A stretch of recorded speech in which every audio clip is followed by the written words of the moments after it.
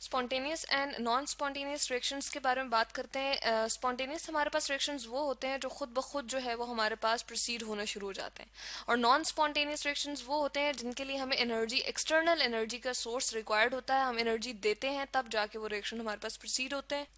तो spontaneous reaction में हमें आउटसाइड असिस्टेंस जो है वो नहीं चाहिए होती, यानी कि हम उसको अगर नॉन इक्विलिब्रियम स्टेट से इक्विलिब्रियम स्टेट की तरफ लेकर जाएं तो हमें कोई एक्सटर्नल सोर्स या बाहर की एनर्जी की हमें ज़रूरत नहीं होती मोस्टली। ठीक है, तो इस तरह के हमारे पास जो रिएक्शंस होते हैं उनको स्पॉन्टेनियस रिएक्शंस कहते हैं। जैसे हमारे पास वाटर जो है वो अगर हमारे पास मौजूद हो और वो क्या करेंगे, हमारे पास एक पहाड़ी से जो है वो नीचे की तरफ आ रहा है, ठीक है, ऊपर से जब वो नीचे की तरफ फ्लो करता है ना, तो हम कहते हैं वो ऑटोमेटिकली खुद ब खुद फ्लो करेगा, तो उसके लिए कोई हमें एनर्जी की नीड तो नहीं चाहिए होती ना। ठीक है, तो वाटर जो है जब हमारे पास क्या करता है, फ्लो करता है डाउनवर्ड, तो फिर हम कहते हैं कि हमारे पास वो कौन सा है जी, हम उसको कहते हैं वो प्रोसेस है हमारे पास स्पॉन्टेनियस। ठीक है, वाटर फ्लो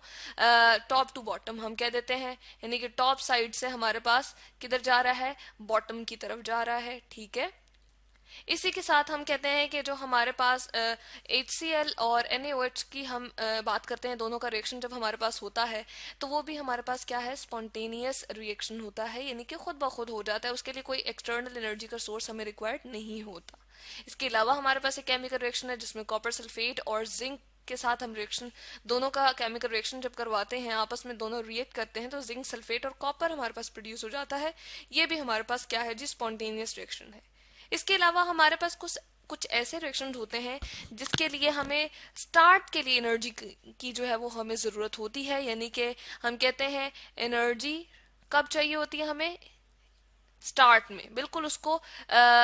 स्टार्ट करने के लिए हमें बिल्कुल शुरू में थोड़ी सी एनर्जी चाहिए होती है, उसके बाद वो रिएक्शन खुद ब खुद प्रोसीड होना शुरू हो जाता है, तो उसको हम कहते हैं वो कौन सा है, वो भी हमारे पास स्पॉन्टेनियस होता है। वो कौन सा है जी, जैसे हम कहते हैं हमारे पास जब हम एक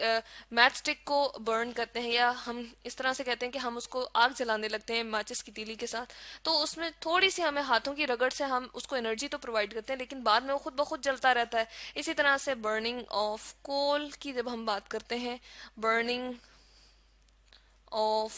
कोल की हम बात करते हैं, तब भी हमारे पास वो क्या है, स्पॉन्टेनियस रिएक्शन है। इसी तरह से जो हाइड्रोकार्बन्स हमारे पास जल रहे होते हैं, बर्निंग ऑफ हाइड्रोकार्बन्स हम कह देते हैं। ठीक है, हमारे पास जो है वो क्या होती है कि हमारे पास कोई एक्सटर्नल सोर्स नहीं,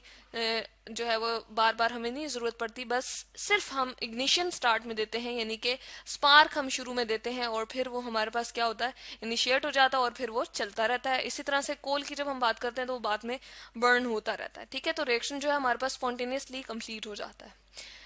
जबकि नॉन स्पॉन्टेनियस रिएक्शन की जब हम बात करते हैं तो उसके लिए हमें कॉन्स्टेंटली क्या चाहिए चाहिए होता है जी, एक्सटर्नल एक हमें एनर्जी चाहिए होती है, एक एक्सटर्नल सोर्स चाहिए होता है। ठीक है, और हमारे पास जो है वो नेचर में बहुत ज़्यादा एग्जिस्ट नहीं कर रहे होते हैं। ठीक है, बहुत ही हमारे पास रेयर केसेस होते हैं जो हमारे पास नॉन स्पॉन्टेनियस रिएक्शन नेचर में एग्जिस्ट कर रहे हों। हम कहते हैं कि हमारे पास नॉन स्पॉन्टेनियस रिएक्शंस जो होते हैं खुद अपने ओन पे जो है वो नहीं होते। जिस तरह हमने अब वाटर का टॉप टू बॉटम तो हमने कहा था, लेकिन अगर बॉटम से टॉप की तरफ हमें लेके जाना पड़े वाटर को, तो हम क्या कहते हैं कि वो हमारे पास नॉन स्पॉन्टेनियस रिएक्शन है और उसके लिए हमें external source of energy required होता है, यानी कि हमें देना पड़ती है। वाटर में लिखती हूँ, बॉटम टू टॉप जब हम लेकर जाने की कोशिश करते हैं तो हमारे पास क्या होता है जी, ये हमें कंटिन्यूस एक्सटर्नल एनर्जी की ज़रूरत पड़ती है, हम देते हैं तो तब जाके हमारे पास जो है वो टॉप की तरफ जाता है, यानी कि अब फिर अगर हमने उसको मूव करना हो, इस तरह से हमें जो है वो एनर्जी की ज़रूरत पड़ती है। इसके अलावा नाइट्रोजन कि हम रिएक्शन को देखते हैं जी, N2 को जब हम ऑक्सीजन के साथ रिएक्ट करवाते हैं हमारे पास क्या बनता है जी, हम देख रहे हैं NO बन रहा है। ठीक है, नाइट्रोजन और ऑक्सीजन जो है वो हमारे पास क्या होते हैं, इन दोनों को कंबाइन करवाना पड़ता है हमें। ठीक है, और हमारे पास ये क्या होता है, एब्जॉर्बेंस ऑफ हीट से जो रिएक्शन कंप्लीट होता है, यानी कि एब्जॉर्ब करता रहता है ये हीट को, और तब जाके हमारे पास जो है नाइट्रोजन और ऑक्सीजन जो एयर में प्रेजेंट होती है, अब वो क्या होता है, खुद ब खुद तो नहीं रिएक्ट कर जाती ना, हमारे पास नाइट्रोजन भी बहुत ज़्यादा मौजूद है, ऑक्सीजन भी बहुत ज़्यादा मौजूद है, तो खुद ब खुद हमने तो नहीं देखा कि वो रिएक्ट कर जाए और हमारे पास नाइट्रिक ऑक्साइड बनाए।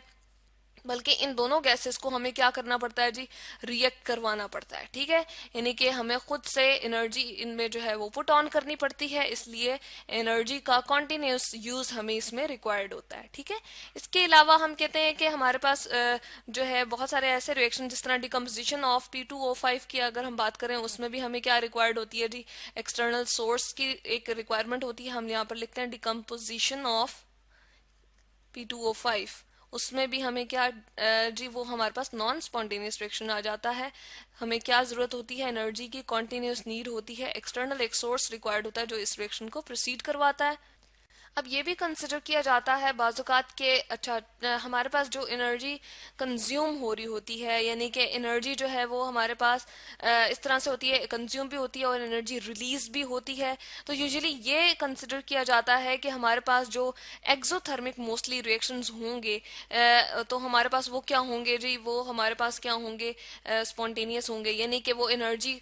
जो है वो रिलीज कर रहे होंगे, इसीलिए वो हमारे पास बहुत जल्दी से हो जाएंगे। ठीक है, जिस तरह से हमारे पास ये बर्निंग ऑफ कोल हम देख रहे हैं, तो हमारे पास क्या हो रहा है, एनर्जी रिलीज हो रही है, हीट बाहर निकल रही होती है ना, हम कहते हैं। तो यूजुअली ये कंसिडर किया जाता है कि एक्सोथर्मिक रिएक्शन जो है वो हमारे पास क्या होते हैं, स्पॉन्टेनियस होते हैं। बल्कि ऐसा नहीं होता हमेशा, कुछ हमारे पास इस तरह से होता है कि एंडोथर्मिक रिएक्शंस भी जो होते हैं वो स्पॉन्टेनियस होते हैं। जैसे अगर हमने लिक्विड पानी किसी भी ग्लास में रखा हो, कुछ अरसे तक हम रख दें, ठीक है, तो अब क्या होगा, इसमें हीट एब्जॉर्ब होती रहेगी, यानी कि एनवायरनमेंट की हीट एब्जॉर्ब होती रहेगी, और एट लास्ट हमारे पास ये H2O जो है वो किस फॉर्म में चला जाएगा जी, अपनी गैसियस कंडीशन में चला जाएगा। और इसके लिए डेल्टा ए जब हम मेंशन करते हैं तो हम कितनी मेंशन करते हैं जी, हमारे पास 44 किलो जूल पर मोल आ जाती है। ठीक है, तो अब हम क्या देख रहे हैं, ये एंडोथर्मिक रिएक्शन है ना, लेकिन ये क्या है, हमारे पास स्पॉन्टेनियस है। तो यहाँ हम देख रहे थे एक्सोथर्मिक की हम बात कर रहे थे, हम कह रहे थे, एक्सपेक्ट कर रहे थे कि एक्सोथर्मिक रिएक्शंस जो है वही हमारे पास क्या होंगे, स्पॉन्टेनियस होंगे। बल्कि ऐसा नहीं होता, कुछ एंडोथर्मिक रिएक्शंस हमारे पास क्या होते हैं, वो भी हमारे पास स्पॉन्टेनियस होते हैं। इसके अलावा अमोनियम क्लोराइड अगर हम देखें, तो हम कहते हैं कि हमारे पास जब वो डिजोल्व होता है वाटर में, अलग अलग अमोनियम और क्लोराइड के आयंस बनते हैं, तो वो भी हमारे पास एंडोथर्मिक रिएक्शन लेकिन स्पॉन्टेनियस है। ठीक है, तो इस तरह से हम सिर्फ इस बेसिस पे नहीं कह सकते कि डेल्टा एच की बेसिस पे या इंथाल्पी की बेसिस पे कि कौन हमारे पास स्पॉन्टेनियस है या नॉन स्पॉन्टेनियस, बल्कि उसको लॉन्ग रन में हमें देखना पड़ता है कि हमें किसके लिए एनर्जी बार बार देना पड़ रही है, और वो कॉन्टिन्यूस उसको एक्सटर्नल सप्लाई की जरूरत है। तो फिर वो हमारे पास क्या होता है जी,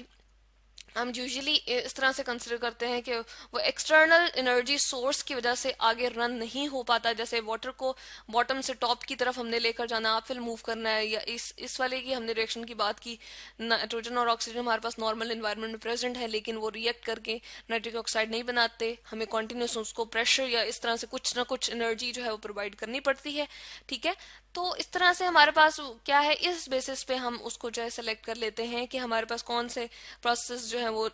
हमारे पास स्पॉन्टेनियस है और कौन से नॉन स्पॉन्टेनियस।